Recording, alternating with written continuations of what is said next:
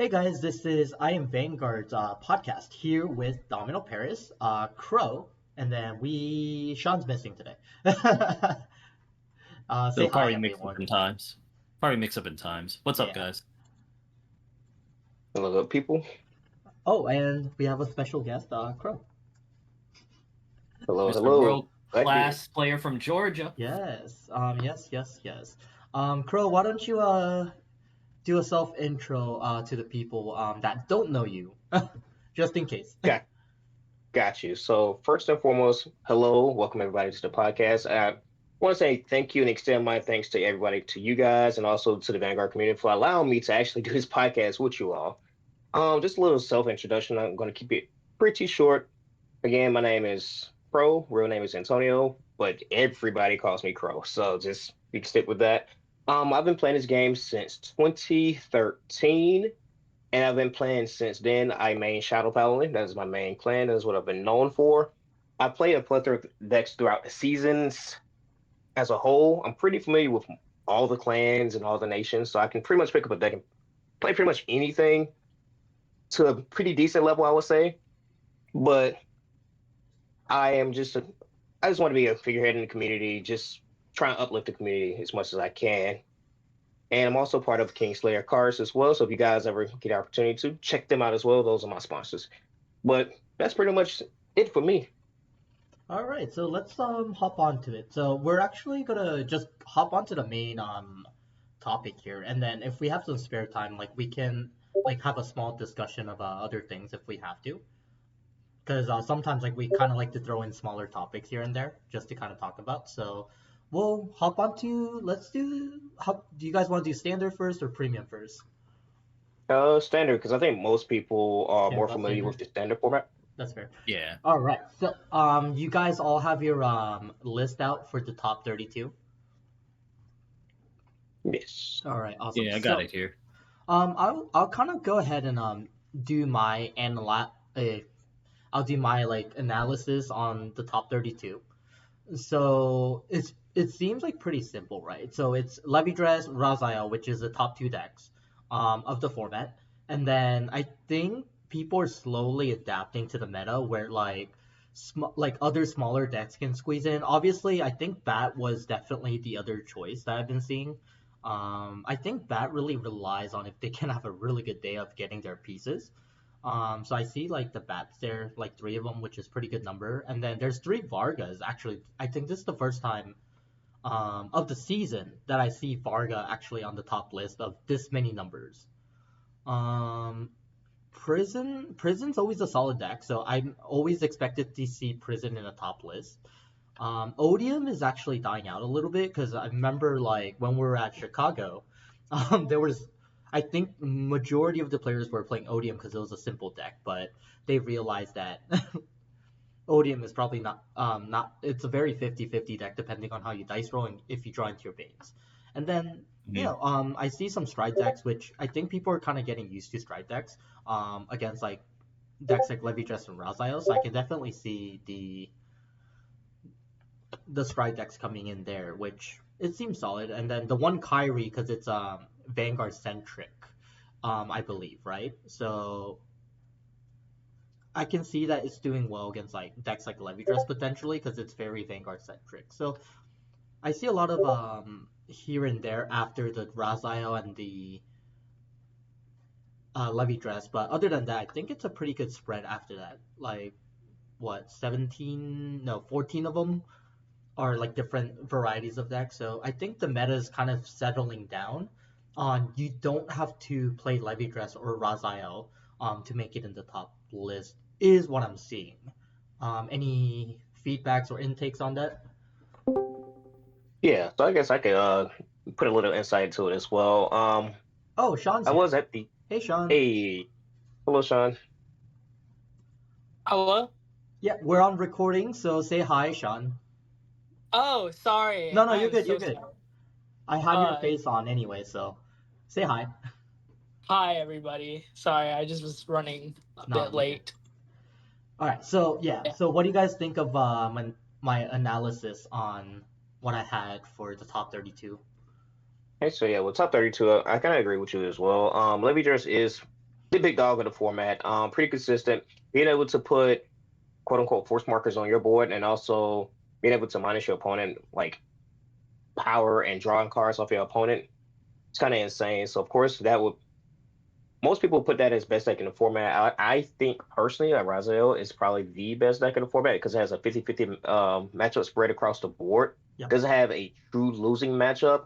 You can play around the levy dress markers a lot, or you can even play into them to try and force your opponent to like deck out. Yep.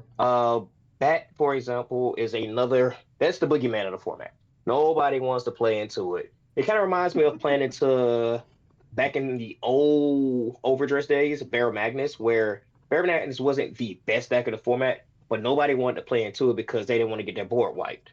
Because with standard, you have limited resources. Makes me think of D Police back in the day in GR with like Die Kaiser. Ugh. Exactly. Varga is another one of those decks where it actually has a pretty decent Levy Dress matchup as well because it's a Vanguard Citrus deck where you can actually play around the Infinity Out markers. And also being able to just board wipe your opponent is also pretty strong into the format. Prison, I'm just kind of going down the list as I see it, looking at the wheel. Prison is another one of those decks where it's another boogeyman of the format. Nobody really knows how to play into it as much because the deck is kind of phased out and it kind of pops up here and there. Exactly. It's a really strong deck, especially into this meta where soul is everything. Most of these decks, especially like the king decks, they base forms in their soul to keep the power buff going. And a lot of times, a lot of these decks also burn a lot of souls, such as like Raziel with the Catwalla, Tifelt, Levy Dress. They have the Charmanet and Squirrel. You need soul for that. So being able to take your opponent's resources away, and they have to spin like their counterblast, which is also huge, is a lot. So I think Prison is one of those decks where if you're looking for a deck that's pretty inexpensive, but it's also pretty effective to play into the format, I think Prison is also one of those decks to go. As far as Odeon goes, I agree with you as well. That is one of the decks where it was shining a lot earlier, but then it kind of phased out. Yeah. And then the Stride deck, they've been phased out for the most part because all these other decks are just crazy. What do you think, Dave? I think really so. Just as Crow, emphasize, I think Levy Dress is being the best deck in the format. I think when I'm looking at the top 32 list here, like in Tampa, and kind of seeing how things have changed over time, regional to regional, I want to say like in standard, pace is everything. And I think a deck's pace can really determine how the top deck's pacing can really determine how the rest of the meta kind of fits in. So when you talk about the boogeyman of the format, as Crow put out, like with the Bat deck, Varga, those can be very fast, aggressive decks, which Levy Dress right now, I think the pacing for it is turn 4. Turn 4, I think, is the magic number. So once you hit the turn 4, that's where Levy Dress can really stabilize themselves. And if you had a good early game against Levy Dress, which is probably the greatest window of opportunity to kind of put pressure on them, to get a high damage count on them so that you could start continuing that momentum. Bat obviously does a good job at that, is designed for that. That's why it can be very scary to deal with. Me as a Levy Dress player myself, depending who wins the die roll, Varga can be like that too. As Crow also said, it's Vanguard centric, so it can still apply pressure without necessarily relying too much on the rear guard, so they can play around the markers. And when you have a deck like Prison is a deck that forces you immediately to change your change of pace for how you play your deck, because you basically now have to burn as much resource as possible to empty out the prison so that they can't get as much value out of their abilities and conditions. But then at the same time, you now have to play at a more accelerated pace, maybe faster than what you want to, just to kind of deal with the prison matchup, or you get punished if you just don't know how to deal with prison. But I think so. Like with Strides, I think Strides represents the slowest pace deck. A little bit above Levy Dress, because they do take a little bit longer to kind of get everything in line. But I think in the long game, like Strides are like one of the best decks if they're able to grind out in the long game. So I think right now we're in a pretty mid-range format with Levy Dress. And then Raziel is right there with them, in my opinion, as well. Because Raziel, if you play the long game with them, they can really put a lot of pressure for you late game. So I think it's really like the decks that are basically not Levy Dress or Raziel, they do play at a faster pace. With Levy Dress kind of being kind of like the backbone in the meta, Raziel as well. So that's and ODM is kind of like, I'm not sure where ODM would fit pace wise because they can be aggressive early, sort of, but then They're more of an aggressive pace yeah, of the deck, I think. with a Yeah, I good think late game swing, yeah. Oh, my bad. Yeah, I think like No, go post ahead, set Craig. 7, I think the deck gets a little. I think set 7 that it gets its new support. I think post set 7 it Yeah, be. set 7. Yeah, I think it Mhm. gets a little bit better then because they get another Anacreus, which is a grade 2 version of itself, and being able to draw Yep. cards off of it And now then go Odium gets slam it down. Philias too. Yeah, the manga True. promo. Yeah, Yeah, manga Philias. promo. So the deck's gonna be more aggressive, I think. Like I actually think it's gonna be the early game deck, but this is a different topic for a different day. But I know that Odium does get better, but it also gets like it's not gonna be meta relevant anymore, is what I think. After set 7 though, Yeah, That is fair. because that yeah. lock deck is definitely gonna mess with Odium. Because it's a 3 attack deck.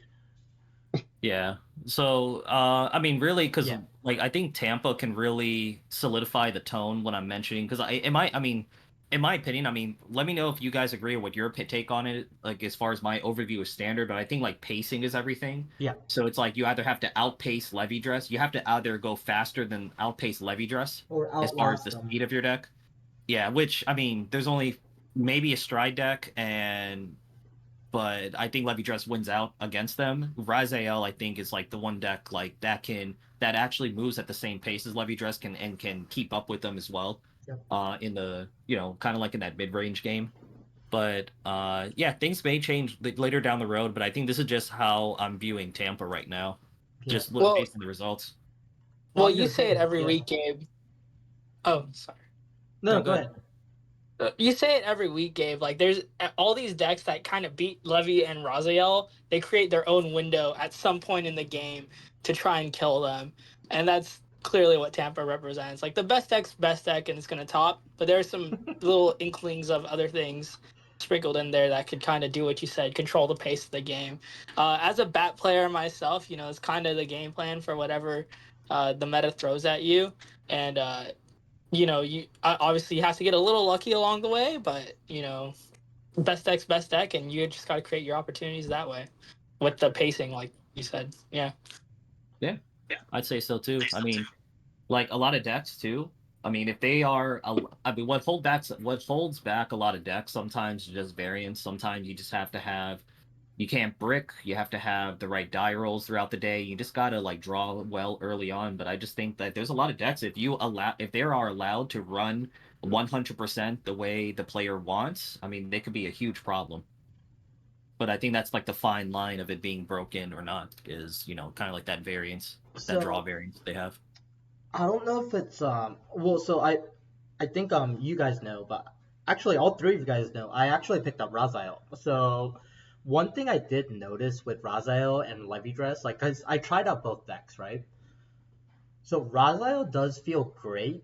No, no, sorry. Levy Dress feels great because you're always in control. But I did realize one thing with Levy Dress though is that it is a little bit piece reliant until like you start drawing your resources. One thing with Raziel I did really like is that it's not like super piece reliant. Like it seems like the deck flows no matter what. Hmm. So I would say I can see where Crow was saying that he feels like Raziel is technically the best deck in the format because the thing is that with that deck, like you barely brick is what I realized. Yeah, or it could like work itself out of bad situations. Yeah, But actually, Crow actually topped in both events, for standard yeah, and premium. I actually am curious. I actually want to hear about your day, Crow, like yeah, yeah. how your rounds and everything. You did play Raziel, so I think this is a good representation of of what it feels. Oh, absolutely. So I guess we'll talk through my rounds first, and then afterwards, guess we can kind of dive into the actual deck list itself, just so that way people can get a bit more insight of the reasoning for like choices and stuff like that. Because I had a lot of people kind of ask me about why am I running this, why am I not running that, why are you not going all in on this? So I guess we'll just start out with the rounds first. I'm also tell you guys I'm terrible at rolling dice. So I keep losing dice rolls. I think for the day I won 1, 2, 3 dice rolls the entire day. Yeah, it All right, sounds like my so kind of day. So I feel you. round one I fought against Levy Dress. Shout out to the Levy Dress player I fought in round one. He actually won the entire event too. I'm so proud of him because literally after I beat him, he was like, "Yo, I should probably just drop right now." I said, "Why? Why would you drop? You have an entire tournament to go. X2 still make it in. Let alone that." I said, just playing him, I could tell how good of a player he was. And it just goes to show because he won the entire event. So I had to give him a little pep talk. So, huge shout out to him. Jimmy is his name. Jimmy. All right, but like I said, round one fought against Levy Dress, lost the dice roll, won that round. Round two fought against Levy Dress, again lost the dice roll. I actually lost this game a little bit of unfortunate luck. I was getting kind of sacked here and there, which is fine. It happens. It's standard. It's Vanguard in a nutshell. Also that guy ended up getting third, if I'm not mistaken, as well. Round three, I fought against Raziel, lost the dice roll. So I played the mirror match, I won that game. Round four, I finally won a dice roll. Won that game. Round five, played against Varga, won a dice roll. Round six, this was where it gets weird. Round six, I played against Welstra. We're this deep into bracket, and Welstra's already is X1 at this time, which was kind of crazy to me. I went second. Go ahead, what you was about to say? My bad. No, I was like, man, that's wild to see. Right. Um, The round seven is going to be even funnier. But I lost a dice roll against the Welstra player, which was kind of like, Welstra going first. It's kind of crazy. Yeah. But I ended up clutching that game out. Then round seven, I lost a dice roll. So, of course, I was forced to go first because I played against a Stride deck, which we was just talking about earlier. And I fought against none other than Luard. That game was crazy. Jake from Team Empire. That is that was the guy I played against. He did that profile recently too, so if people get opportunity, go check that out as well. I'm on the Team Empire channel, but phenomenal player. I had a ton of fun. The game was really back and forth. It came down to can I check a trigger or could I draw a trigger, and a little bit of unfortunate luck, so I did end up losing round seven. So I was X2 on it. Waiting to see what I placed. I believe I placed 26, I think, at the end of Swiss. I can't remember off the top of my head where I had landed at the end of Swiss. It was like 2026, somewhere around that ballpark. You got carried by the two Levy Dress players. Right. But but when I was looking at like my players, my player cap, for my resistance, I actually had pretty high resistance for the X1 that I was at. So I was like, okay, even if I lose, I'm in a comfortable spot, but I'd rather just win to clutch it out regardless. But again, it's Vanguard. Sometimes unfortunate luck happens. So we run up into top 32. I play against Varga. Guess what? I lose the dice roll again. Oh God, against Varga. So and he's actually a homie of mine from Florida as well. I've played him plenty of times, which is funny because he normally plays God, I can't remember her name. Armenia, I think her name is the powerful girl from Lyrical Monasterio. That's normally what he played. So when I realized he was on Varga, I was like, oh, okay. Because originally I was supposed to play against Levy Dress, but somebody failed deck check, so bracket shifted. So I ended up playing from having to play Levy Dress into having to play Varga.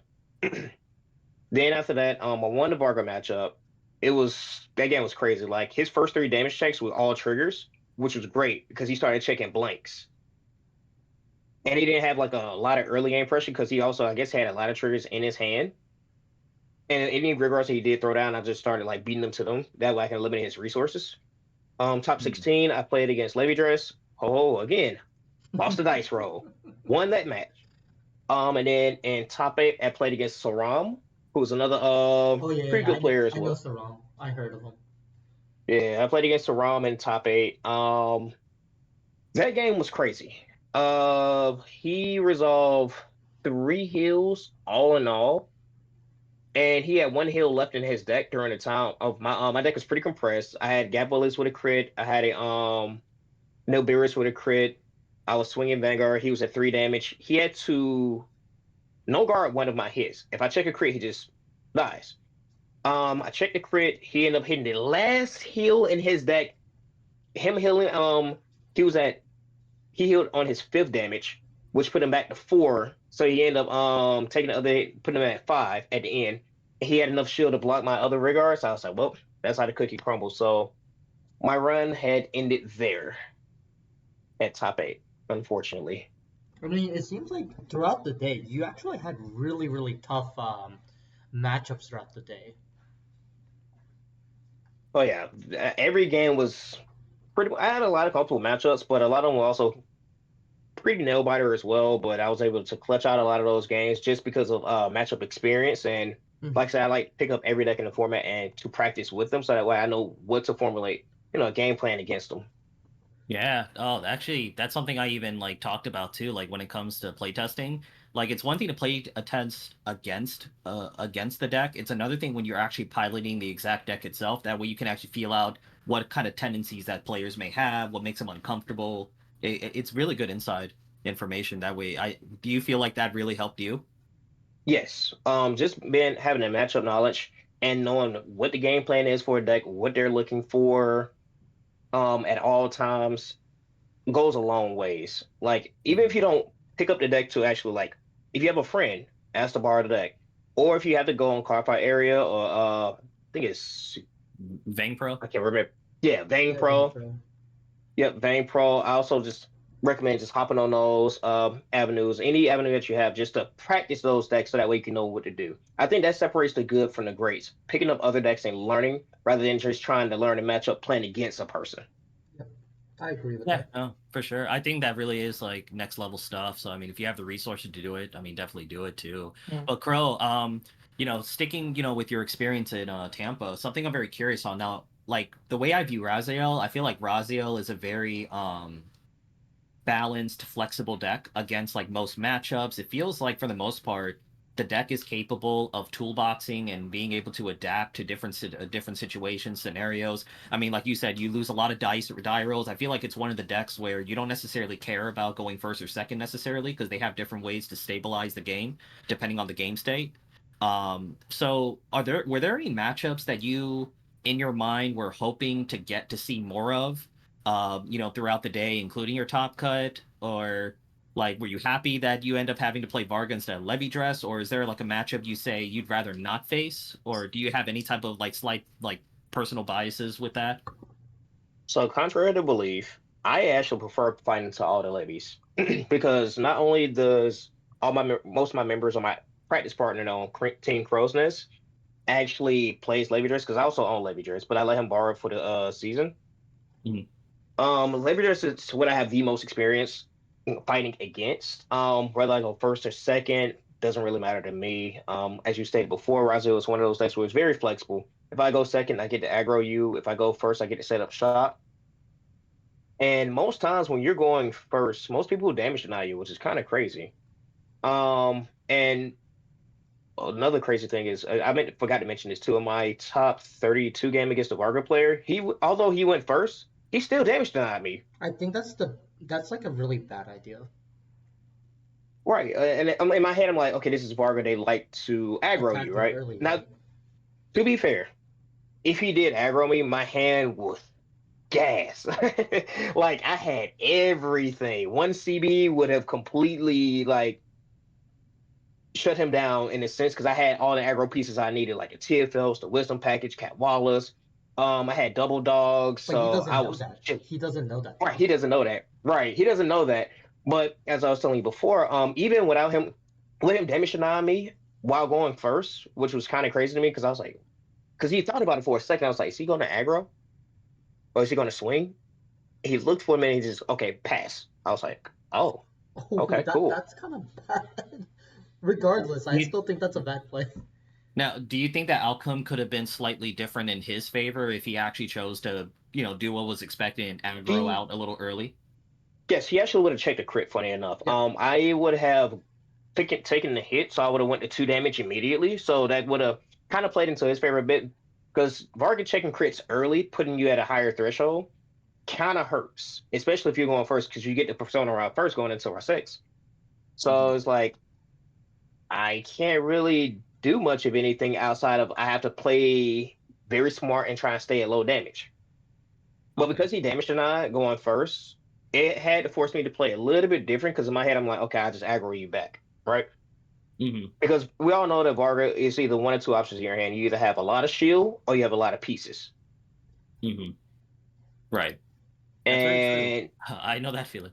and so I was like, okay, I guess his hand wasn't, it was very suboptimal. So I guess he was trying to, he must have had a lot of pieces in his hand and less shield value. So he was afraid that he would get blown out because obviously he Mhm. can't divine skill if he's going first. So if I go to 4 damage, you just got to go, Correct. okay, Would we'll you do my find the plays. Counterblast annoying?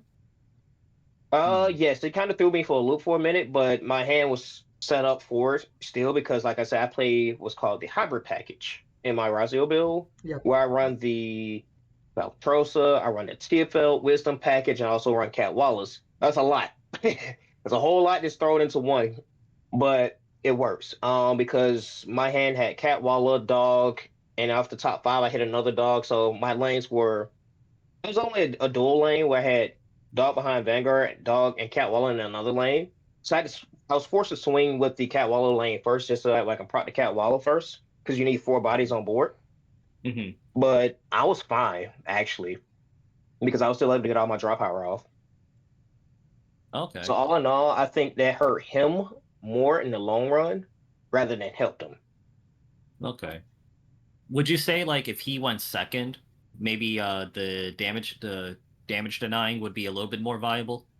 Yes, I think Damage 9, Razio going second, because again, most people are playing the order package. Most people are, or if they're not playing the order package, they're playing I like to call it the Riku package, which is the guy that just won Worlds for JP. But during the Vanguard Deluxe season, he was actually playing Razio, where he was playing the Valtrosa with the Cat Walla package, Mm-hmm. which is a little bit more defensive because he also ran the hostage build. Yep. So that way he has a bit more defensive plays. I'm not a huge fan Okay. of it, but Yeah. I get it. I understand it's really good with the Levy matchup.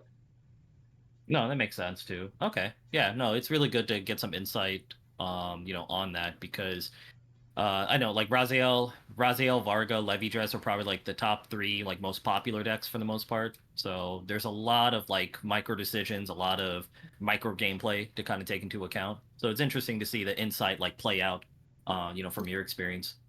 Well, it's like when Crow matched with me in Houston, he's always telling me when you play a deck like Vargo or Leonore, and you mentioned like one other deck to me, Crow, it's like if you damage deny a deck like a mid-range deck, like you only lose in the long run. Correct. Just because they have enough time to really just you kind of have a clock when you're playing against these mid-range decks. Like we always talk about this window of opportunity, but it's true. Mm-hmm. It's true for the viewers listening at home. That you have to create and you have to take advantage of those times. So I just think it's one of those times where if he, because I did the same thing to you and you just took advantage of that. So and lost momentum. That makes sense. Yeah, That makes sense because like every damage counts for both the aggro player because every damage is just one step closer to just pushing in that 6 damage. But then for the more mid range player, that 1 damage that they're saving themselves for being counterblast denied, that's like a whole extra turn that they can pretty much stall out on you. More time to stabilize. So it's like Exactly. And most times it's like when you do damage on your opponent, like for one, I'm a believer of if you got it, you got it. You don't, right? Because if I save a turn and go draw pass, you go, okay, draw swing. I'm like, okay, cool. Now I have to go either draw pass again or I have to draw swing. If I draw and swing it to you, now I'm giving you the damage for you to still use the same combo you was going to use on me turn 2. Why not just go ahead and just give it to you? If you got it, cool. If you don't, cool. That's fair. Completely fair way to look at it. If you play Levy, it's a bit different because you can set up more markers on the board. But if you're playing like any other deck that's not Levy, it's like, just win. No, like I'm glad. I'm glad you mentioned that too because I definitely had discussions like this with with other players and everything, and I think everyone's own opinion has value, of course. So I don't think one person is objectively correct in all aspects, but I never really understood the idea of counterblast denying if you're a deck that doesn't really have the means of like being able to come over the top later to kind of make up for that lost damage or like maybe your deck like Levy Dress, because in Levy Dress sometimes I'm willing to do that because I know I can stabilize later and I can kind of come over the top with how much big swings that Levy Dress can do. They can get an extra crit on their Divine Skill to pressure you. So there are some decks that can kind of equalize that damage, whether they have like extra crit on their Vanguard or they can restand or such. But for the most part, for any other deck, like I just say, just put, just damage race. I'd say. I mean, if anything, that could still put pressure on the Rezael player, right, or the mid range player, because like I said, like every damage or two, that's a whole entire turn. That now that's been cut down on the soft clock that the game has. Because although there's no turn limit in the game, I mean, basically like turn 6, once you get to like turn 5, turn 6, you pretty much can have a good idea on like how the game's gonna go with barring variance. Right, I agree, 1000%. Yeah. So I was gonna say, we are doing pretty good on time. It's only been like 30 minutes. Let's let's go ahead and hop onto premium because you actually topped into premium and there's a lot of interesting decks. And actually shout outs to our local players that actually was what I think a lot of them were actually in the top 16. We have obviously Peter was seventh place because it was funny because he messaged me. He's like, David, I accidentally topped. I was like, what do you mean? He's like, I was trying to mess Accidentally around topped. and I accidentally topped. I was like, you wanted to top. Whoops. And then our buddy Yafet also topped from locals, and then Christian also was in the top 8 as well. And then actually, I met him recently. Good stuff. Bryceland is actually a really good player, and I played against him at the Duos Cup, and he actually topped in standard and premium, is what I'm seeing. So Yeah, Bracelet actually won Houston, funny enough. yeah. I Really? heard. Yeah. So I actually met Bryceland, and he was my first round matchup. And it was funny because after the game, I was like, I'm actually picking up Raziel because I bought the stuff and I'm waiting for the stuff. He's like, oh yeah, I can give you some deck lists. And he was actually sharing me some of his deck lists for it. So shout outs to Bryceland as well, that made top. And obviously Crow, because second place, right? Yeah, Crow. Back to Worlds. Well, appreciate it. All right, so let me Yeah. do some. So I'm not a huge like premium player. Like I've recently picked up premium, so I like my analysis can be 100% wrong, right? But I'm gonna do my best to analyze the meta for the top 16. So obviously the two crest decks, yeah. So the two crest decks that I see, obvious reasons, right? Because Harry is very explosive, and then also Night Rose is very explosive because of the crest power. So it hits for big numbers, and Night Rose still do Night Rose things where it counters plays like for aggressive decks because they have the G guards to counter it. And it seems Harry actually has the same option as their G guard. They have a combo where they can snipe out attacking rear guards as well. So they're both like pretty solid decks, and I can see them on the top list. And then Katrina is Katrina, so there's like no analysis on Katrina because it does Katrina things. The deck that I was actually kind of surprised, but not surprised because it was Peter and Yafet, is they were playing the Misty Arc Mega Colony. I guess it's called Myth Colony. Yep.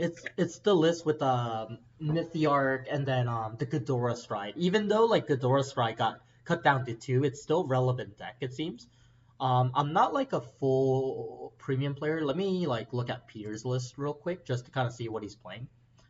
Gotcha. I can break down a lot of this stuff too if you need me to as well, Yeah. because it was actually 3 players that was on that deck. Shout out to Logan on Kingslayer Cards, that's my teammate as well. Yep. So there were quite a few Gridora players at that event, but there was only 3 Mythiarch Gridora players at that event, and all 3 converted into top 16. Wow. That's crazy. I mean, it seems That's impressive. looking at the build, it seems like so it still has the main Ghidorah grade 3s, right? It still has the antline, which antline things. It still runs inlet pulse for extra draw.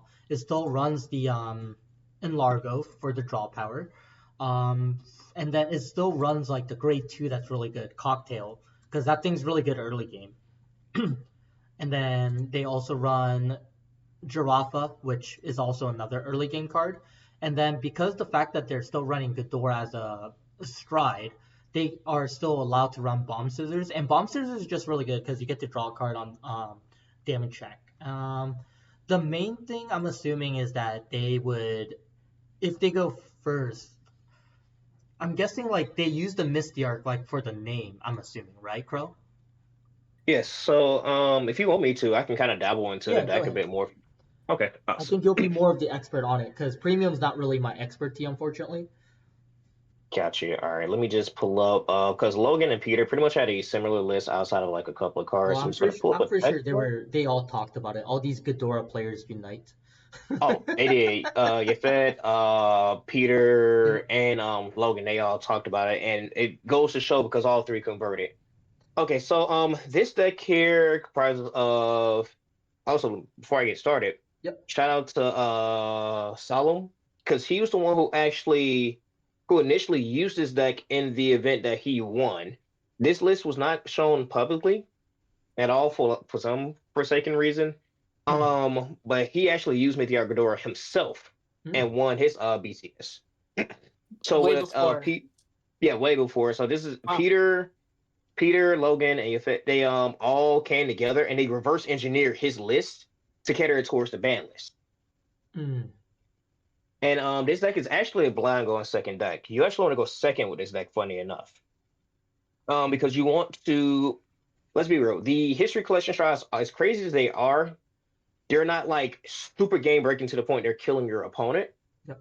Whereas if I get to Ghidorah you first and stop you from going into your actual good strides, like for example, Obadiah for the Grand Blue or Dark Lord Princess with Pale Moon. If I can stop you from doing that and I force you to go first, you're going to ride up.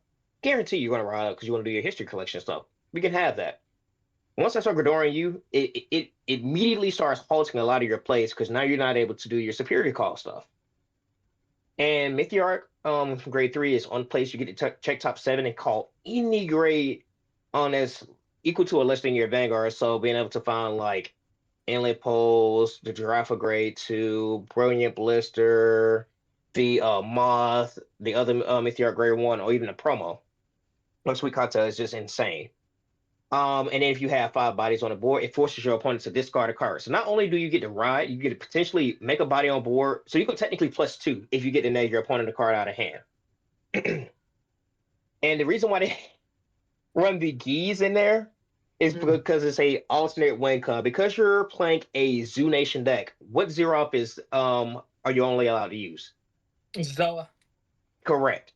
But if I add Geese into there, Geese allows you to use multiple Zeros into your G zone. Even as long as Geese is in your main deck, you can run all the Zeros in your Stride deck. So that gives them access to the alternate win con, Megiddo.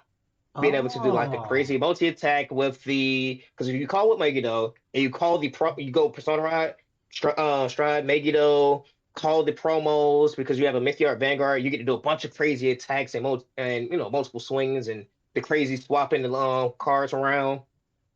Interesting. So yeah.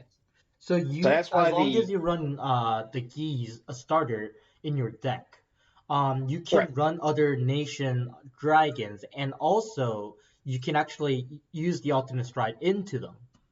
Correct. That's actually very interesting. I actually didn't know this at all. Yep. So this is really good. That's the reason for that. Now, like I said, it's a blind going. And they play Bracing Angel Ladder for that kill turn, I guess, so they can't touch your stuff. So it's more so for the Pelmo matchup as well. So this deck uses a lot of soul. Deck uses a lot of soul for one. And two, it's also just for the board protection because Bracing Angel Ladder says cards cannot be moved off the Rigard circle. So the Death Scythe combo that Pale Moon likes to use to bomb a column. Let's say you have a column full of resist cards, right? Let's use Impix, for example. Impix does not protect you from the column bomb because it doesn't target a card. It just chooses a column. It targets the column and kills the column. It doesn't choose a unit and kill the column. So technically it gets around resist, but it does not get around Bracing Angel Ladder because cards cannot be moved from the Rigard circle, meaning that the Death Side cannot bomb the column. That's sweet. There's a lot more into premium, because when I used to play, like it wasn't this complex. Yeah, premiums came a long ways. Well, with how many things in standard get like extra attacks, you could Mythiarch, I guess, is one example of how a Vanguard may not be relevant in one format, but relevant in another. Like that's pretty sweet that y'all were able to crack that. It's really good. The Right, beauty of and even with Shrine the Era. Fedora to 2, it's just crazy because being able to do your multi attack. So now originally Mega Colin was only allowed to do up to 45 attacks, which is pretty normal. But the only thing is you were forced to run the Hell Demise in your deck Right, to right. give you the Mhm. fifth attack. To get the extra Now attack. you're Yeah. exactly now you no longer have to worry about that because of the Meteor Grade 2. And just for the viewers at home, I'm gonna go through the skill real quick. So Rigard wants to turn at the end of battle when your Vanguard Meteor swings. If you have a grade 3 graded Vanguard, you can Soul Blast one standing unit and gets 10,000 power. Combo that with Mally Mantis. So not only minusing your opponent by 10k, you can still do a multi attack swings, and when she restands, she gives herself another 10k power buff. And let's just to say, assuming you persona roll, you're essentially gaining let's say 20,000 power to your front row, and then when she restands herself, she gets a plus 30,000, so she can be 40, effectively 40 on her own, which is kind of crazy. On the Persona turn or without? Yes. So if you go Mally Mantis, that's a minus 10k to your opponent. So we just want to say, for all intents and purposes, that's a front row 10k buff to you, right? So this way we Okay. don't have to do like those negative intervals. So we go effectively 10k to your front row because of Mally Mantis. If you Persona Rod, that's effectively 20k to your front row. And once she restands, she gives herself another 10k. So 10 for Persona, 10k for the neg power, which is 20, plus her own 10k when she restands is plus 30. 30 plus 10 is 40 on the extra swing. So she creates the fourth swing on her own without you having to actually call like a Hell Demise. And the fifth attack is going to be there because of the Gridor skill, being able to Soul Blast one and call a card. That's And pretty then she wild. also at the it says at the end of the turn, if you have 3 or more units with Mythiarch in this card name, you can retire this unit. She counts herself, by the way. It doesn't say it's other, it says more. You can choose a Mythiarch card from your drop zone and add it back to your hand. Guess what you can add back? The Persona Rod. Yeah, Persona Ride. Yeah. So I was gonna Okay. say, going into the other decks in the top 16 as well. There's well, obviously, I think a lot of people knew about the Jewel Knight and the Alden combo, or is that pure Jewel Knights? So this is my teammate Oh, Eric Zarita. He's been playing pure Jewel Knights for the longest time since Crystal his deck, Luster and the yeah, V his deck list is stuff out came there out. too. Yep. So he's been playing this deck for a while. And what's crazy is that he owns good decks. Like he owns Pale Moon and stuff like that. I was like, Eric, why are you playing Jewel Knights into this meta? He goes, free. This is his favorite words used. Free. I was like, you're a crazy man. But Jewel Knights is one of those sleeper decks where it's not on paper the deck doesn't look that good. Uh-huh. But when you actually start seeing it in play, it's actually a pretty solid deck. I wouldn't put it like in an A tier, definitely a solid like low B tier for Mhm. sure. But being able to do like crazy multi attacks, Crystal Luster being as broken as he is with the guard turn wide guard restrict, also having a restand in Vanguard, doing 4 drive checks as well. So technically 8 drive checks in one turn because the beast alone restands herself. It's kind of insane when you really think about it on paper. Yeah. And you pair it with Bracing Angel Ladder, you have no way to interrupt them. Yeah, no, it actually is.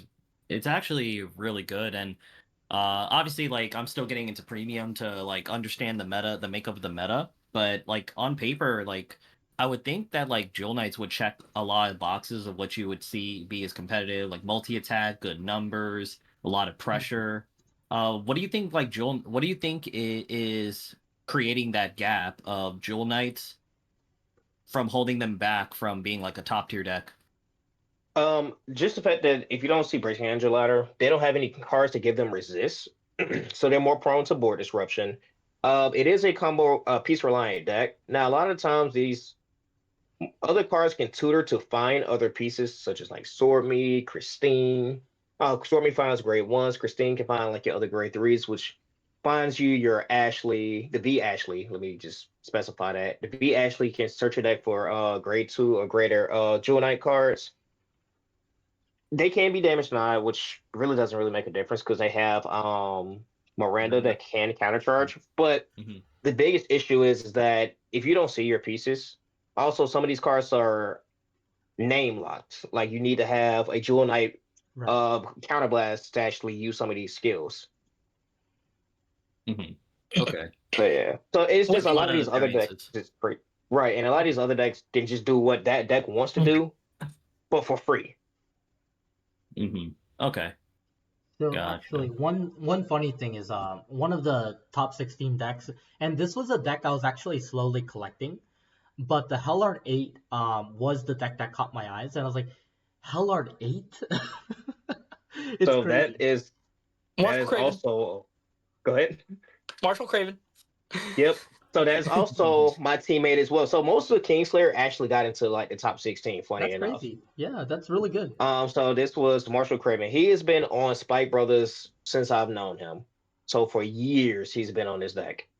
And for a lot of these events, for Duluth specifically, I know for sure I kept telling him, hey man, just play Spikes. Shout out to what's his name? Rudy. Because he ended up, I believe he got his. Was it there? No, it wasn't there. It was in he got it at Philly, but he was playing the Rising Nova variant. Correct. But I was telling him, hey, Spikes is really good in this format. It's pretty good aggro. You can play around like the board disruption too with Galley and stuff like that. If you play the combo right. The deck is just very solid. Being able to get, I like to call it Force 3, the Force 1 and 2 combo when you ride the V Rising.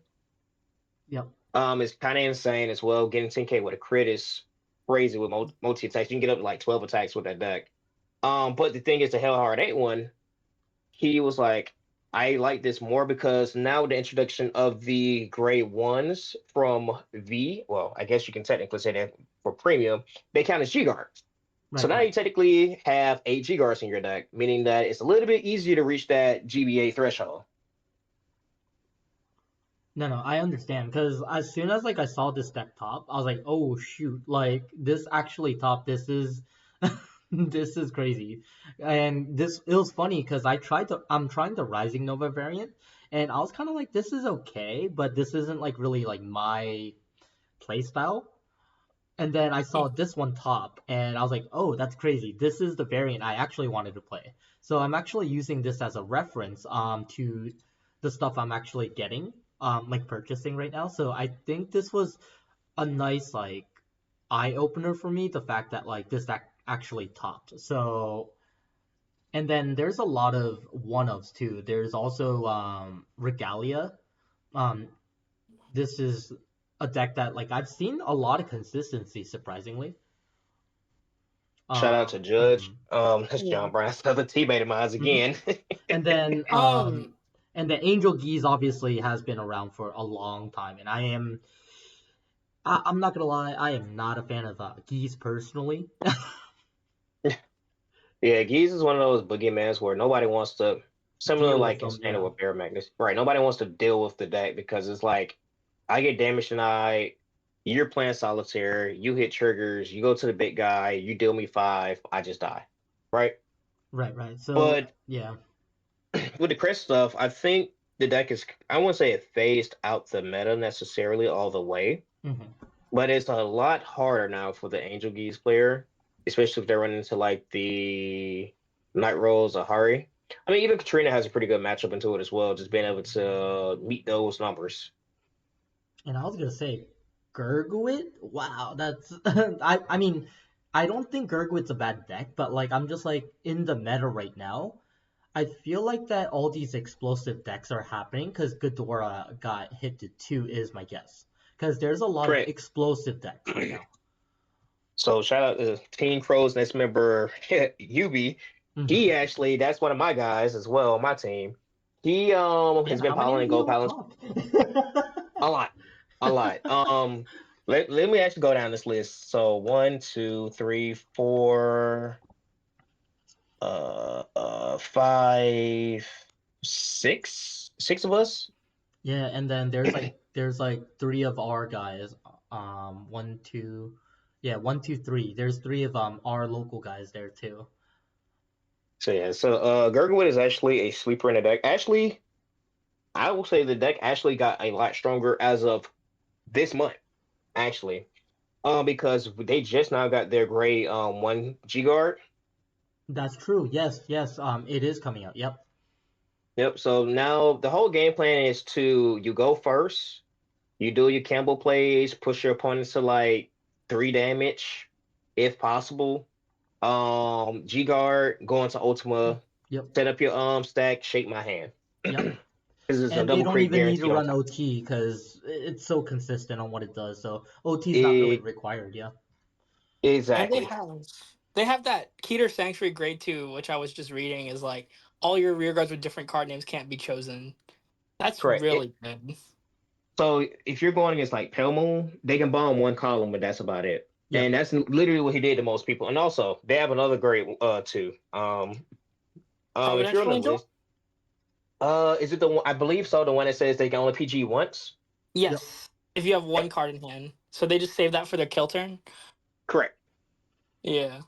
That's really good, dude. Yeah. Premium is that format that I always say like the more I look into premium, the more like attracting it is because like the fact that if you look even at the top spread, right? If you look at the top spread, it's so balanced. Like it's not like one-sided. There's like three of Katrina, three of the Myth Ghidorah, With your yep. like three Harrys or two Harrys. Yeah, three Harrys, two Rose. I mean, and then after that, they're all like one-ofs. This is like such a nice wide even spread. It's like a good pizza slice. Exactly. Like the format as a whole is the crest cringe, absolutely, but Crest is hella cringe. it is. But if you actually look at premium outside of like the crest, the format is It's actually balanced, yeah. pretty daggone good. It's balanced. It's pretty good. There's a lot of viable decks you can play. Like I I was would say saying about though, if Marshall, I do have one opinion though, I feel like obviously the Crest decks are a big problem because Crest Nui, Crest Harry, Crest Rose, right? The three decks that we find as problems. Crest Gears is really good too, and I also think that's a problem now. And Katrina is probably that one deck that doesn't have Crest and that is still problematic to the meta because it's so simple to play. And with the access of the deck set, it's been easier to get the stuff as well. So I just feel like that's another deck I'll be like, this deck is kind of cringe too, because I've seen it for a long time. Yeah. that is There's a fair. reason why it was hit. There's a reason why it was hit back in the day. Yeah, I feel like Katrina could literally go to 2, just like how they did Gridora. I think Because that's normally what you would be a good move, yeah. like normally you're killing your opponent on the second one, but being able to go into like a third one in case you don't kill is like, well, dang. And I have to. I feel like if you hit it, this will force people to stop playing the pure like Katrina build with the Inez, Yep. Peony, Carpet build. Now you more so have to focus on the Musketeer build, which is actually, in my opinion, a lot more explosive. Like It we can get is. into that a bit later if y'all want to, but I think that version of the deck is crazy because actually, my little brother actually got top 16 with it in Philly. what was it? In Philly, yeah, in Philly, Yeah. and he actually almost beat. No, Chicago. No, Chicago, yeah, Chicago, yeah. Yeah, we were There we there. go. It was Chicago. He also almost beat the world champion, well, previous world champion and champion of that event, Kevin Cho. Oh, Like Kevin Kevin Cho, had yeah. he had a crazy hand. Like he literally had all 4 of his G guards in his hand, so he was able to clear my opponent's, my brother's full board of tokens. And if that didn't happen, like if he didn't draw all of his heals and he only had like 1 or 2 less heals in his hand, he probably actually would have straight lost that game. Because I even asked him, I said, "Would you have had another turn after that?" He's like, "Nope, I was dead." Yeah, I would say like I think the one I feel like they're not gonna hit the crest decks for a while. And I only say this because I know the crest decks are really bad, but it's so good for Bushiroad's like product sale. So there's no way that I feel like they're gonna hit the crest. Um, it's like they want to sell so much product. that's why they reprinted that Gear Chronicle one, the Messiah one too. And they're kind of like, oh well, you got your premium support, and it's easy for them to just kind of skip on actual premium support. The fact that they just print the deck and it's like, here's your support. Like I feel like that it's an easy way for Bushiroad to one, continue to sell their standard products without supporting premium, but two, it's really good for the sales for the products because a lot of the stores are either sold out on Crest, like any of the deck sets that have Crest in it, or like it's still like the highest selling product. All right, and they even reprint them as comments too, which is Yeah. crazy. Yeah, and that's really crazy if you think about it. So I feel like it's a pretty widespread. And then like obviously we would love to hear your experience because you were second place. So you went all the way up and just missed by one game. Right. That I posted this on Twitter too. Uh-huh. That last game, I I said I was building houses with how bad my hand was bricked up. Man. It was a really, really bad brick hand. But It happens. neither here nor there. Yeah, it happens. Especially when you're playing a Crest deck. Like I always like to say this. If you're playing Crest Harry, Crest Rose, I believe, and I think a lot of people would also agree too, is that as good as Crest Harry is, it is not the best deck in the format because if you brick with that deck or you don't see Crest, it feels superiorly worse. I agree. Whereas if you missed a Crest with Grand Blue, you're just playing Grand Blue, and the deck was already like, Top tier. if not the best deck, it was probably like one of the top 3 decks of the format prior. Absolutely correct. So that being said, we'll kind of like dive into the matchups I had. Again, this time around, I actually won a decent amount of dice rolls. So round one, we can see I the played- results. Right. Round one, I played against Chris Jett, lost a dice roll, won that game. Round two, played against Chris Hari, end up losing that. I lost a dice roll and only lost that game is because, ho and behold, defensive OT, bane of my existence. Also, I forgot. I also missed Chris round one. Round two, I actually hit Chris. Round three, I hit Chris. I played against Raging Form, funny enough. Hell He made yeah. Look at that. I was happy to see that, personally, but he made a lot of bad mistakes. And of course, me being who I am, in my head, I was like, God, I want to tell him, but this is No, it's BCS. I off the can't picture. tell him. Yeah. Right. But after the game, obviously, I gave him a few pointers here and there as well, and he took all of it in. And great player overall. It was a fun game. I did hit Chris. I won a dice roll there, won that game. Round four, I played against Gergowit, as we were talking about earlier. But this time around, it wasn't just the average build of Ultima. He ran OT, so therefore he couldn't use Ultima. And he ran red OT, which almost killed me, funny enough. But my hand was set up pretty nicely so I could survive. And then after that, the game just snowballed in my favor. I did miss Chris there too, by the way. Round That's really five, good, I played against Highlander. This is so funny. Shout out to the guy. I played him. He went first. He had to G-assist for it too. I did hit Chris in the matchup too. He had G-assist for it too. He showed me his hand. I seen he had a Laura and he had a Betty. Like later on. And after he did the G-assist stuff, he goes, okay, call Betty, does his stuff. He had at least a lot too. He played at least a lot. I said, it'd be fun if you hit the lore off the top of your deck again that you just put back. Because he's like, yeah, man, I did put the lore back. So I just simply cut his deck normally, no shuffle or anything. I say, all right, is this the lore? He goes, flips the top card over, looks at it, he goes, man, flips, it was the lore. Then he checked shuffle back too, which is hilarious. So the game was very I won't say it was one-sided. It was pretty much my favorite because, like I said, after the G assist and I hit Chris, it was pretty much GG's there. Round six, I played against one of my teammates. He was actually on hamsters. Funny enough. Great nature. Yep. It is a going second deck. That deck is insane. But I did hit Chris against him. He bricked up pretty bad himself. The matchup was pretty much in my favor. I did lose a dice roll, but of course he forced me to go first, so I was like, okay, that's fine. Round seven was probably one of the scariest matchups that I had to play against, but luckily I know the matchup. I had to play against Eradicators. Shout out to Ursula and Impix. Those are MVP cards, which helped me out greatly. He went into Stunverse first, as his first stride. Off the sweet command, I was very confused. And I was like, okay. And after that, I kind of just snowballed the game. My favorite. I did hit Crest there, so I won that match. Top 16, I actually played against, was it Yafet is how you pronounce his name? Yeah, you're fat. So I played against Yafet. That game was a nail bite. I was already stressing because I was like, why is it every time I get into Top Cut, I have to play a bad matchup? It's never failed. I always play into a bad matchup into Top Cut. I ended up decking him out, funny enough. As a Grand Blue player, you think I would deck out first.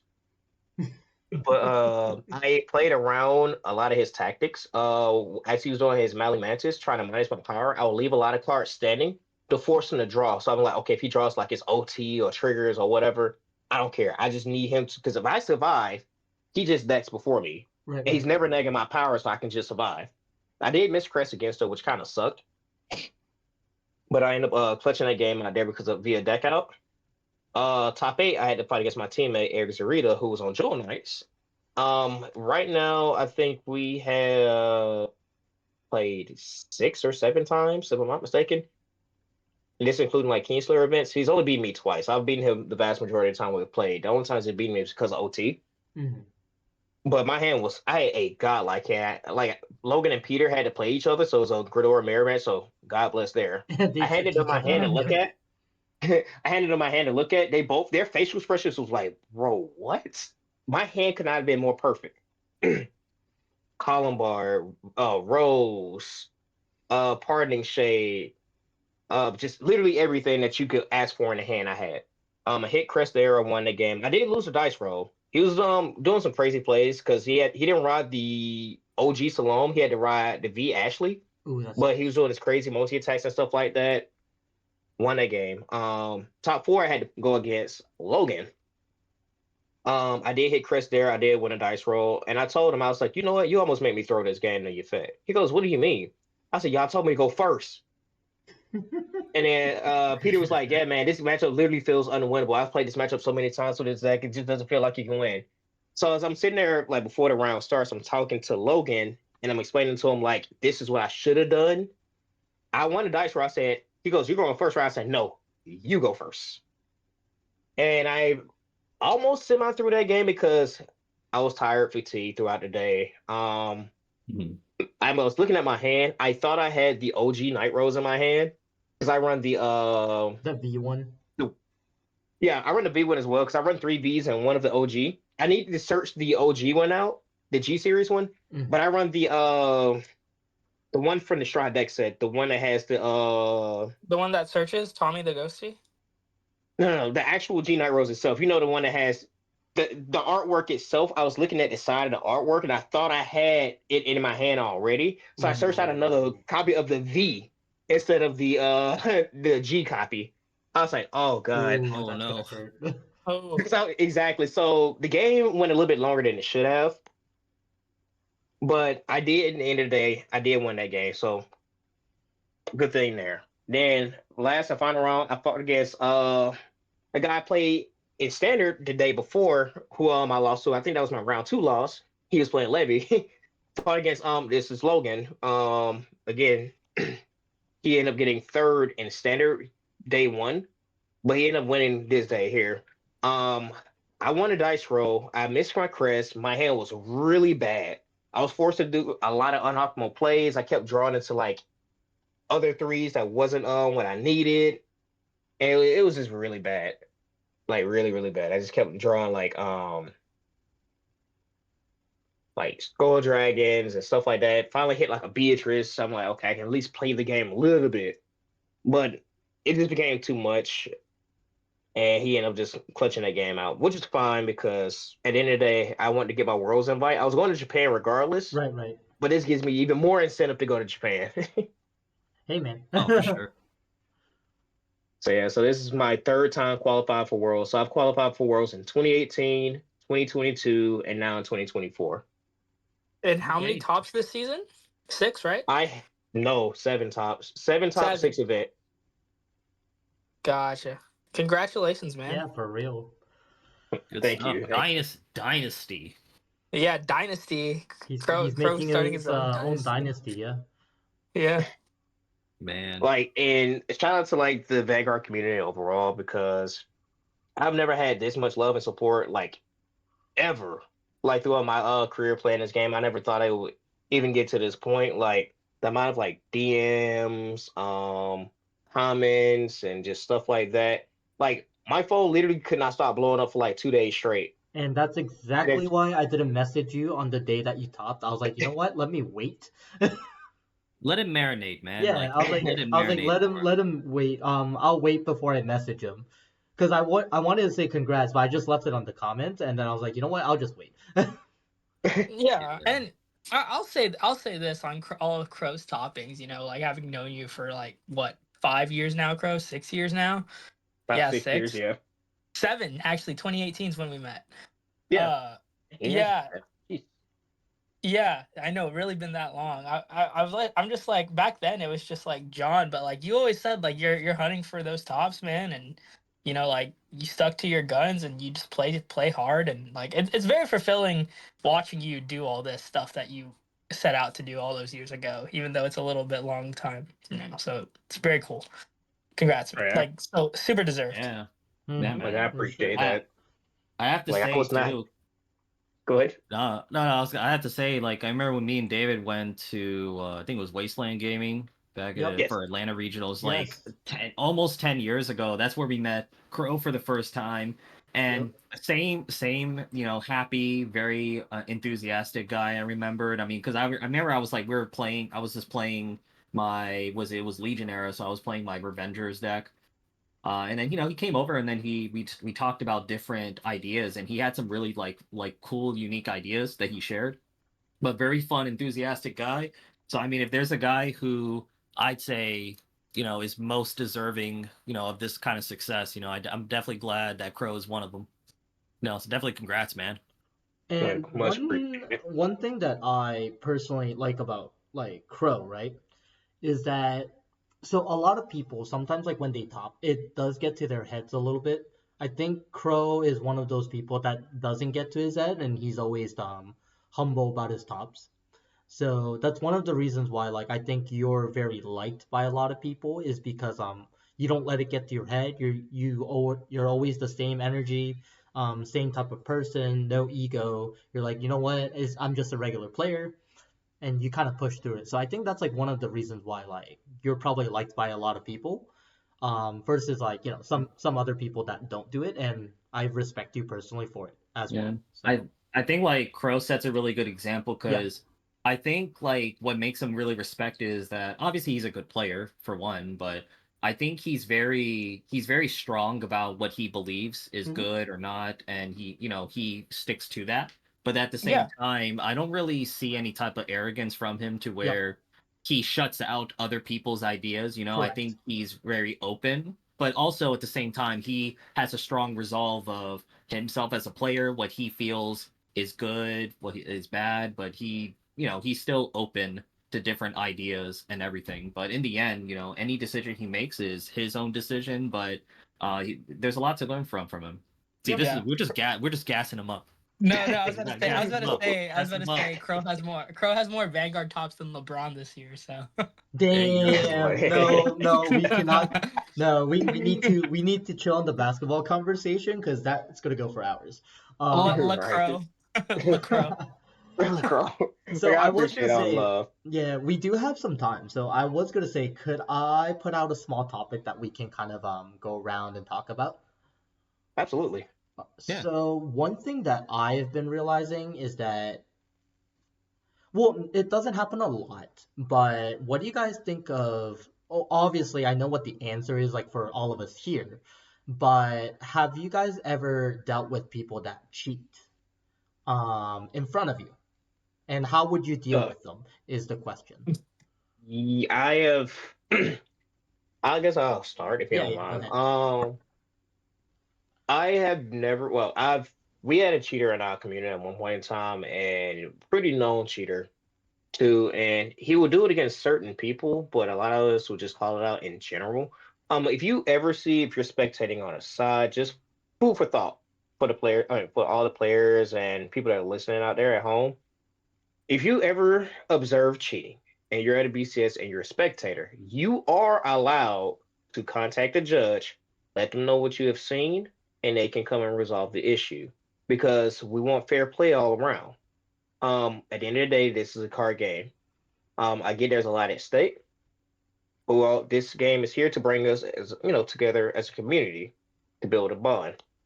Cheating is should not be allowed, and it should be called out and condemned. Um, if you see it in your face blatantly, never be afraid to call out. I get it. A lot of times they're nervous, like, oh, what if they sit there and try and deny the cheating?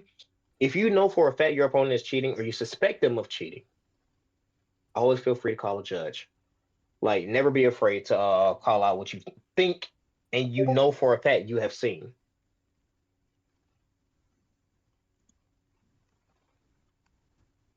So yeah, so that's pretty much Anyone it. else want to take a take, or should I go?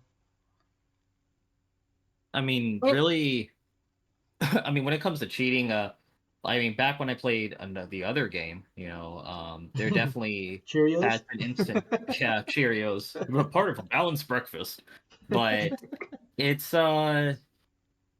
like there's definitely occasions for me personally where maybe it feels like it, but I kind of just have a routine where oftentimes I try to make it so that I'm not like an easy target for my opponent necessarily, because usually people who cheat, they like to target people who they think are unaware or are easy to take advantage of. But that's why usually I always try to have a conversation with my opponent before the round. I introduce myself. I try to have like a good lighthearted conversation with them and everything. And I'm very attentive. Even I always do little things, when they're doing things, I'm always, asking sometimes I'll just ask as a reminder what a card does and everything. It just shows that I'm actively attentive with my opponent, always making eye contact with them. And whether they're a cheater or not, if you are a cheater, you're pretty much making yourself so that you're not an easy target, and it would make them not want to try any tricks on you because you are someone who they feel is paying attention.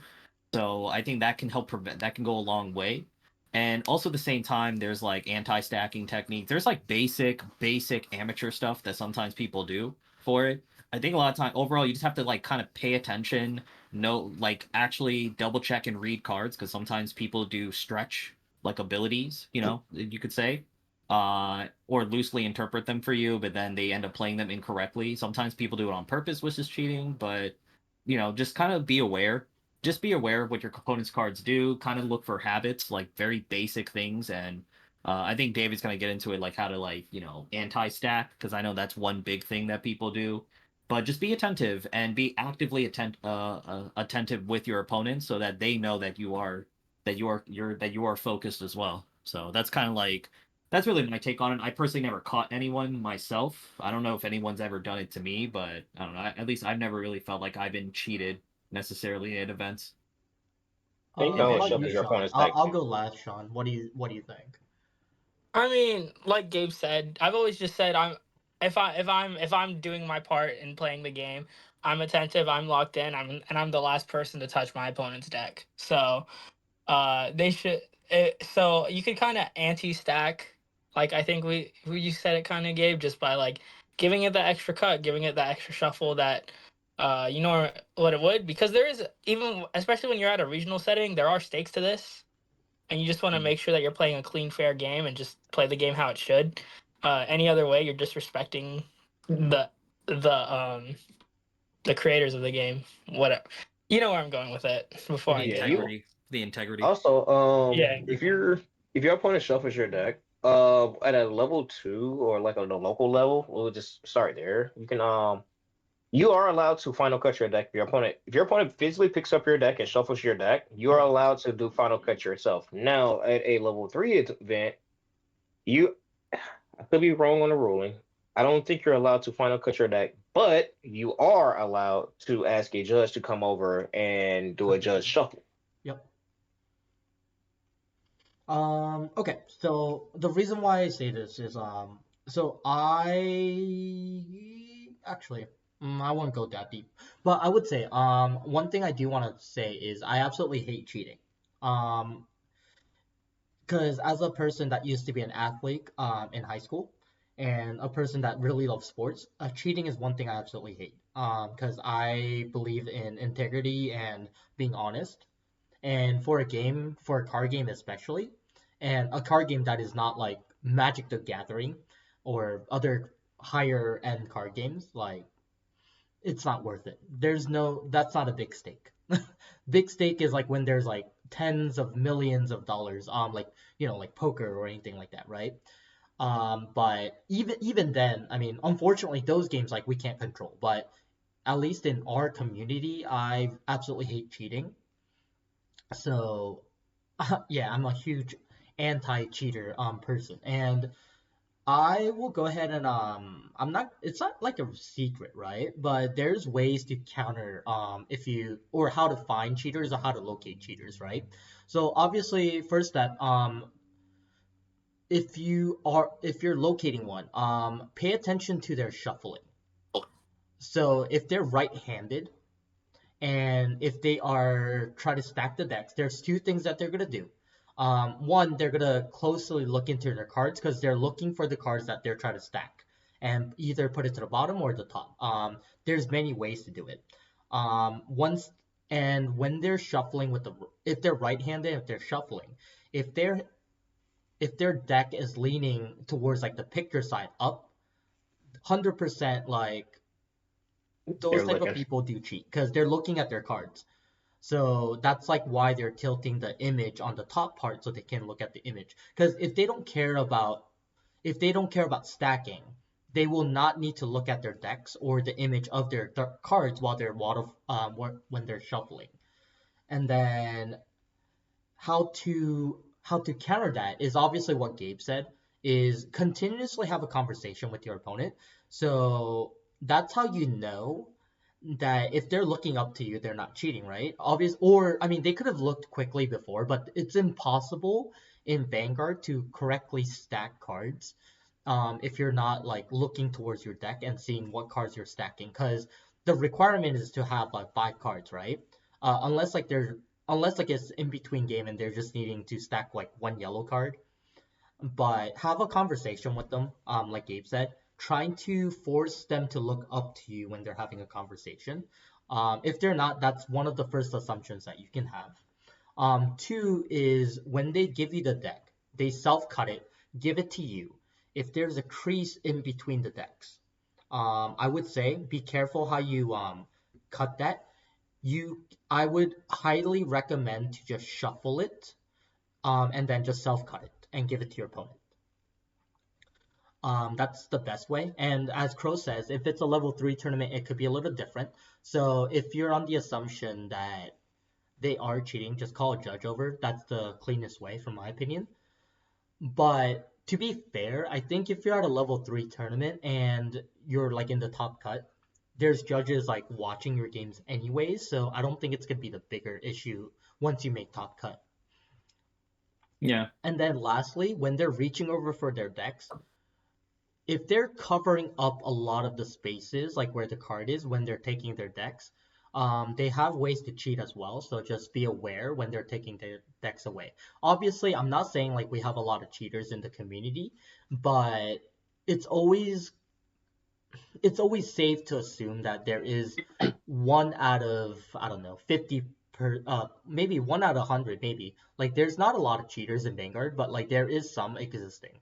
So I just want everyone to be safe from it and not be victims to cheating. I mean, in any Yeah. type of analog game Mhm. where you have full control of everything, I mean, it's going to be more prone to cheating just Correct. because, I mean, anyone can like do it, right? I mean, people do it in board games. Back when I used to play poker, semi professionally, there were cheaters as well, Yep. both when I played online and at the tables. I mean, there's always when there's opportunities out there to cheat, people will do it. And Correct. like depending on the leverage of the tournament, I mean, there is temptation. So just be Well, actively attentive. And yeah, go ahead, Sean. Go ahead, just Sean. no, it's just something on the whole judge thing. It's like when you get called out, the easiest trick in the book is not having a bushy mat. Don't let your Yeah. opponent hold your deck when you're being asked to put it away. Like the judge, call a judge and have them hold your deck and hold your hand, because that's the first step. That's the first red flag that I had. But like I said, in Vanguard, I haven't really discovered it, but there are people that always tempt to cheat. So if you guys know these certain tips, this is a very good awareness that you guys can have. It's kind of like the campaign. Let's not have cheaters, right? Because it's a card game that relies on a lot of luck in the first place. So it's very easy to assume someone is cheating is one. But what I'm trying to say is that just because they're sacking you really hard doesn't mean they're a cheater. But there are some signs that you can discover if they're a cheater or not. So I think like as long as everyone's aware of like how cheaters work, then I think it'll be a safe community, is what I say.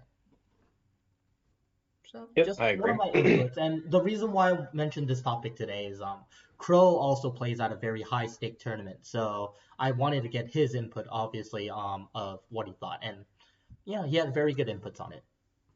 Yeah. Also, I think I just piggyback on a little bit as well. It's like Yeah. also just be aware of like how you mentioned before, how people are picking up decks and stuff Mm-hmm. like that. Picking up a deck of cards off the table, you would think, okay, you're just picking up a deck of cards, right? Yep. And there's like How do you pick up a deck of underdealing. Mm-hmm. cards? Right. Like how do you if I'm picking up a deck of cards, I'm intending to shuffle. If I aim the cards towards me initially, Mm-hmm. I can see what the bottom card is of your Correct. deck. And there's like plenty of videos and stuff out there on like Twitter and stuff like that. I'm pretty sure people have seen the articles and stuff that Bush Ross put out about people cheating and so on and so forth. Picking up the bottom, looking at the bottom card of your opponent's deck, they'll do a couple of shuffles, and you would think, okay, cool, they're still shuffling my deck. Pay attention to how your opponent shuffles. Correct. Like I'm not saying, oh, try and look and see what the card they have at the bottom. No, look at how they're shuffling. If you notice the bottom card of that deck never moves, and then they start doing what they call overhand shuffles, where you Yep. take a clump of cards and you start placing them on top. Yep. And if you notice that they do like a couple of more shuffles, like riffle shuffles, and you notice that top card has never moved, more than likely your opponent has just stacked that deck. Yep.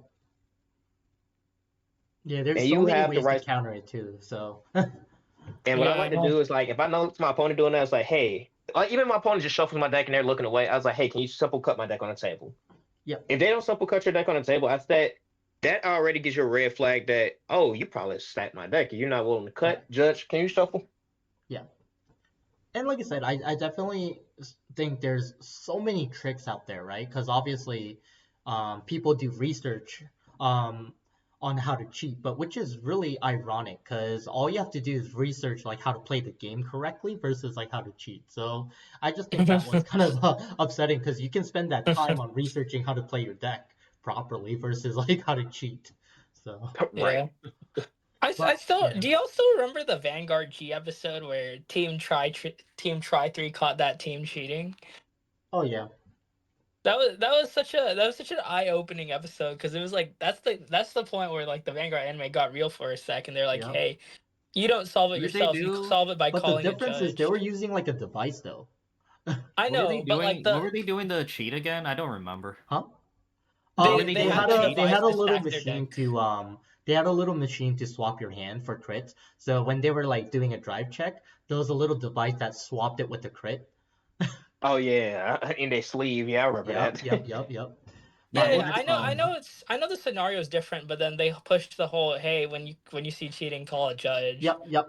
No, That's no. correct. Yeah. I remembered the V series Mizaki when she had a little bit more of a spicy personality, but then she caught a player she like took he had a like illegal card in his deck or something like that, and then she just pointed it out to him That's and crazy. called him out in front of everyone, and then pretty much made him cry at the It's store. funny because they mentioned in the anime about cheating too. So like, Bushiroad's like obviously giving a message like, if you get caught, there's gonna be harsh punishments on the game. So good luck, right? But if it's Yu-Gi-Oh, it's just heart of the cards. His willpower is Yeah, allowing him it's to hard play of the the cards cards to he gain can. Right. willpower. That's all it is. Yes, it's okay if it's Yu-Gi-Oh.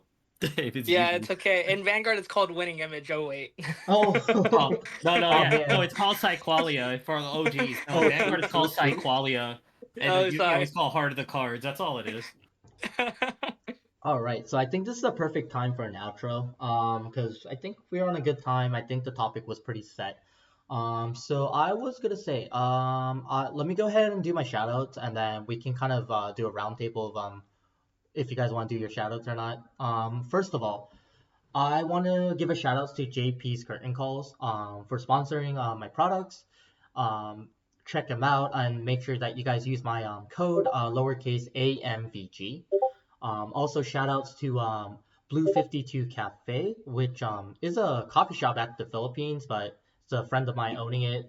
He's gonna send me coffee. Really good coffee when I demoed it as well. So shout outs to him, and make sure you guys check out the cafes if you guys are listening to this podcast from the Philippines. And then shout outs to our local players, everyone that plays at Curio Caverns and Boba Hero. And then obviously shout outs to Crow, that was 100% okay just jumping into my podcast and helping us out and, having a fun time with us. And that's pretty much it for me. Who wants to go next? I think I can go next. All right. So shout out to you guys for actually letting me be on this podcast. It's an honor. Just being recognized by the Vanguard community as a whole. Shout out to the Vanguard community as a whole as well for being just phenomenal all around. Love having games with players, talking to players, coaching, being coached as well. Because no matter how good you are, there's always somebody that you can learn from, no matter what. Always keep that in mind. Shout out to my sponsor, Kingslayer Cards. Shout out to Dang Ritual as well. Shout out to my homie Kisyu from he has a lot of Dolengard products. Be sure to check them out as well. And of course my old sponsors as well, because they do still sell as well. Shout out to Triple Sleeve TCG as well. Check them out as well on TCG Player. And that is pretty much it for me and my shout outs. Just thank you all for having me here. Awesome. Gabe, why don't you go? And then we'll leave Sean for last because he came late today. Sure. So just shout outs to just everyone here. Shouts to Crow and his community as well. Just promoting fun, competitive, but also fun Vanguard. I think just shows that you can really enjoy the game, better yourself by growing with others, and just share success. Because I think like when it comes to a local community, I think one person topping is like topping for everyone in the community. So I love seeing that sense of unity from that. Want to give a shout outs to just all the guys at our locals, who topped at Tampa. You know who you are, Peter, Christian, Yafet. Good job. And JP's Curtain Call. He's another affiliate sponsor for me as well, but use David's code because this is his podcast. I won't share my code because that's for my own stuff. But yeah, exactly. No, but it's a teamwork thing, and yeah, just overall, just shout outs to the entire Vanguard community. Let's just continue, enjoying the game, create a good, fun environment for everyone to enjoy and welcome, and yeah. All right, it's all you, Mr. Tardy. Yeah, shout outs to David and Gabe. First of all, thanks for having me on as always. I always say every week, but it's true. It's such a blessing to talk Vanguard with them, even though we're thousands and thousands of miles away. It's the highlight of my week, and I'm very thankful to be here, even though I was a little late to the party. This is one that I wanted to be a part of just because, Crow and I, we used to be teammates for a little bit back in the day, even though we never really got to team. Right. Yeah. This was one where I was just, always looking forward. Like, I think the theme of the podcast today was, how to be a true student of the game and take that knowledge to your success. So that's something that we try to do all day. So shouts to Crow for reminding us of that. And then also shout out to Commander Jaime and Team Ham. Always those two, just for getting me back into this game. I wouldn't have the great relationships I have in my life without Cardfight Vanguard, and just excited to see what we could all do this year with the people that we know. All right. For sure.